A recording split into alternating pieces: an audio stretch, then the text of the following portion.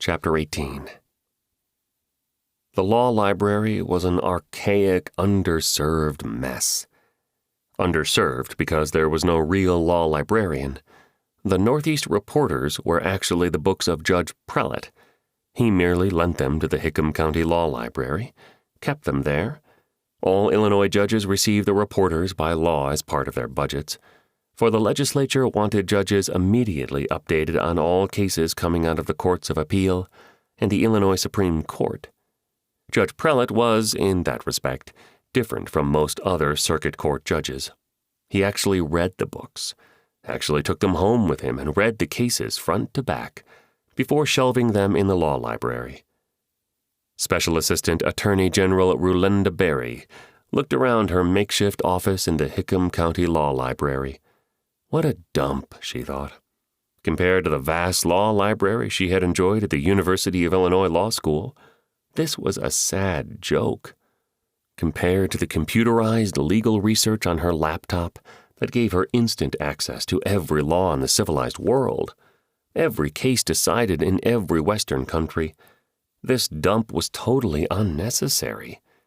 They should bust up the bookcases for kindling and pass it out to the poor. Unnecessary? For that matter, so was Orbit. Farthest thing from her mind was coming to podunk and prosecuting some floozy for killing her John. At least that's how she viewed the case at this point. All it represented to her was a minor irritant, while she made ready her bid for the AG's job when her boss, Attorney General Robert Anastasio, ran for governor in 2016. She would be running for AG, and she was counting on her long history of wins of criminal prosecutions to so impress the electorate that it would be as if she were running unopposed. And come to think of it, another murder conviction under her belt could only help her one-loss record, on which voters put tons of weight. 63-0? Maybe this case could generate some publicity in this part of the state, and her name would be remembered for sending Victor Harrow's killer to the death chamber. Lethal injection of a local woman would make great headlines for surrounding counties, too, and her name would be right up there at the top of the story. Johnny Bledani was on his way to Orbit when he stopped off in South Chicago. Big Jim's Wholesale, said the hand-painted sign on the run-down storefront, where he roared the black caddy up to the curb. He checked his hair in the mirror, slicked his eyebrows down with saliva, and jumped out. He looked up and down the sidewalk, and was satisfied he was alone and no one was following. If they were following, they were damn good. But he would lose them anyway, on the freeway. Who they were or why they might be following, he had no idea. He was born paranoid, and had learned that paranoid was the best mental state for staying out of prison, or worse. It was the street warrior's best psychology. Screw what the pop psych book said about these or those feelings or emotions.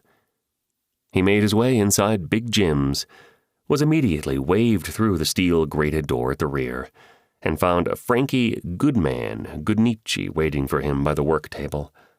Frankie gave him a high five and waved his hand over the gun. "She's beauty, no?" Laid out before him, still tightened down in the gun vise where a final patina of Hoppy's gun oil was being lovingly worked into its action, was an AR-15, complete with scope and flash suppressor. The gun would be loud, so there would only be time for one shot, and Frankie warned him about that. "You lay rubber as soon as you pull the trigger because this baby's gonna send the doves scattering, and the cops running code 3. Wear these gloves. They don't leave fingerprints inside. Toss 'em from the window and leave 'em there. If you're within 100 yards, there's no need to adjust for windage. She fires a .223 caliber projectile, and she'll knock a man's hand off if you hit him in the finger. Every round hits, explodes, cuts and slices and dices. Don't point it at nobody you don't mean to kill. That's $3,000. Johnny withdrew Bang Bang's expenses roll and counted off 30 hundreds. He placed them on the table, and Frankie tenderly removed the weapon from its mount. He carefully slid it muzzle first inside the gun bag. Next came a 30-round clip. All dum-dums and armor-piercing ammo, though you don't give a rat's ass about that. What's this guy do? He ain't a cop with a vest or nothing? Nobody lawyer. Oh, then shoot him for me too. Just kidding. 1 round and you're gone. Thanks, Frankie. What do I do with the gun? Drop it. Use the gloves, drop it outside the car. You don't want to be pulled over with this baby in the backseat. She can't be traced. You've used the gloves, so no worry. Just drop her and tear ass. Will do. Johnny headed back to the sidewalk where he again checked both directions. Satisfied, he laid the gun in the back seat and carefully edged away from the curb. No fancy driving now until the deed was done.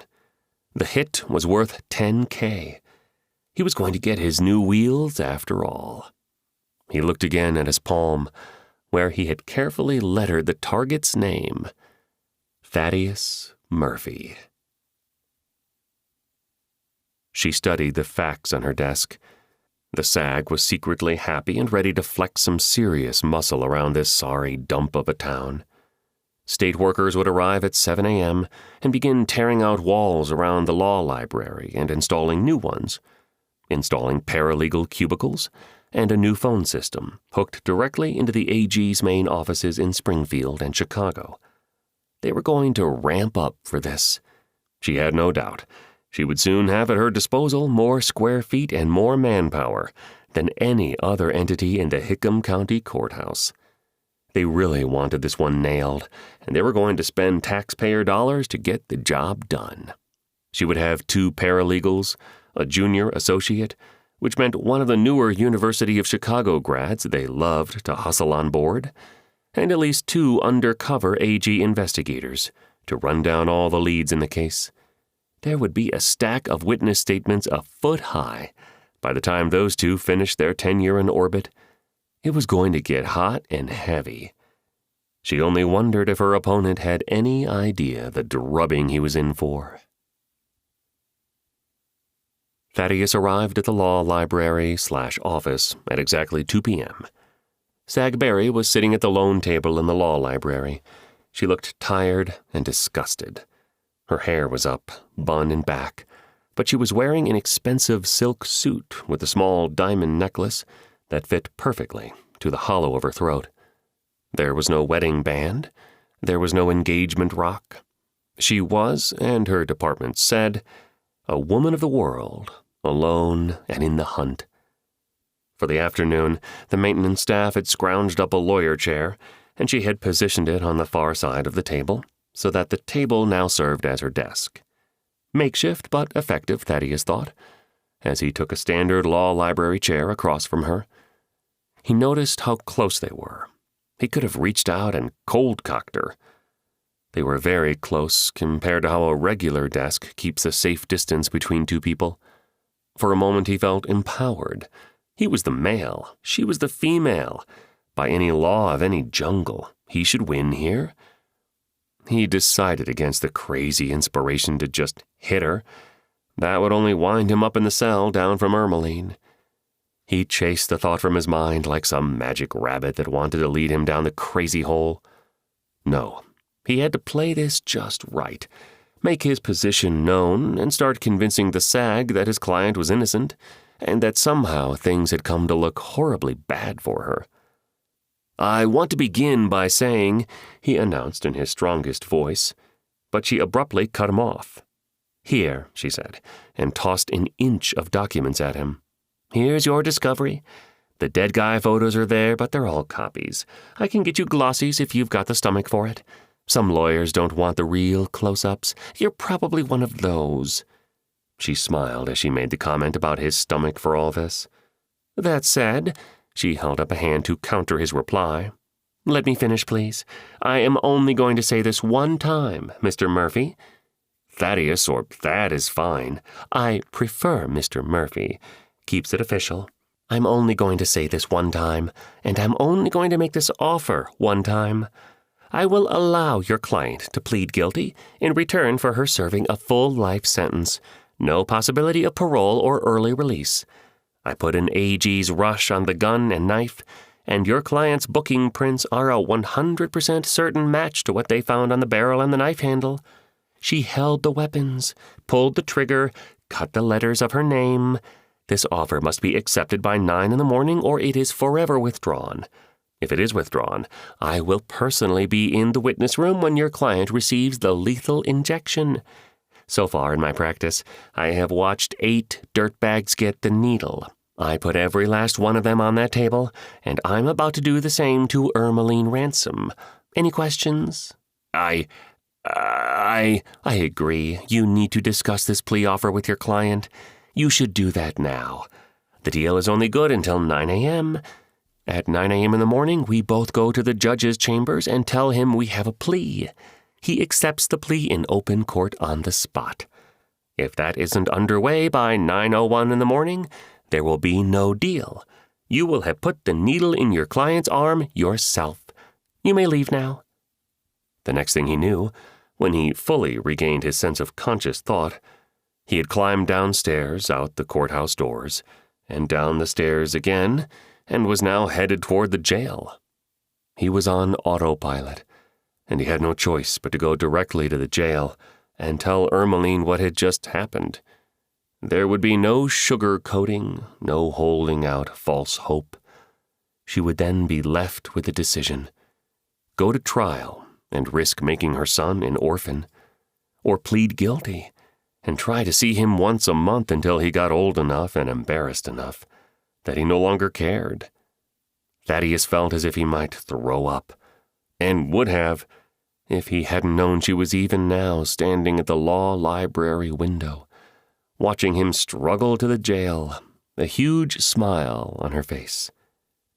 She had put the fear in him, turned him into a believer, and he didn't have the slightest idea what came next. Within minutes he was in the jail, said hello to no one, and found himself in Ermeline's cell as the jailer shut the door on his way out. He was in shock, and he knew it. He thumbed the stack of discovery documents the SAG had just thrown across the desk at him. Ermeline gave him a puzzled look. She had had lunch and was dozing lightly when he came in. He looked at her and shook his head. "It's not good." He went on to tell her all about what had just happened, and he dissected it for her. What the elements of first-degree murder were: willfulness, premeditation, and intent. The state could prove, he explained to her, that she had willfully confronted Victor at his bus, that she had planned out the confrontation because she had obtained a gun and knife and taken them with her. The state could prove that there was intent to commit murder because it could be inferred from the fact of Victor's death. There was willfulness all over the place, he said, and there was intent not only from the fact of the death, but also because she had the motive. She had sued Victor for cutting her up. What about manslaughter, she wanted to know. The jailer had said she might get a plea to manslaughter. Was that possible? He explained how manslaughter applied to heat-of-the-moment killings, a sudden flare-up, a mental state that no one could have seen coming due to the immediate nature of the act which prompted the violence. She had taken a gun with her. There was no sudden flare-up, no heat of the moment. He explained the fingerprints and how they were lifted from the gun and compared to her booking prints, how the computers analyzed, matched, and analyzed some more, and how the computers were never wrong. Tears came to her eyes. "I don't feel like you're on my side anymore," she said, and wept. He could stand it no longer. He stood up from the bunk and sat down beside her. He put his arm across her shoulders and gave a hug. "I'm sorry," he whispered. She leaned into him and put her head on his shoulder. For several minutes they sat this way, nobody moving, barely breathing. Finally he relaxed his grip and stood. He took 2 steps and sat back down on his side of the cell. "Now," he said simply, and he suddenly knew what came next. "Now we have to figure out how to kick some ass." Her head popped up. "Kick some ass? That's the best thing I've heard since I got here." He stood and began pacing. "Ermeline, I don't know how I'm going to do it, but you're not going down. This is not going to happen to you. We're going to find a spot, a weakness, and we're going to attack. We're going to find some chink in their armor, and we're going to kick some ass." She stood up then and threw her arms around him. "Save me, Thad," she pleaded. "Just let me go home to my little boy." "You have my word. You're walking out of this a free woman."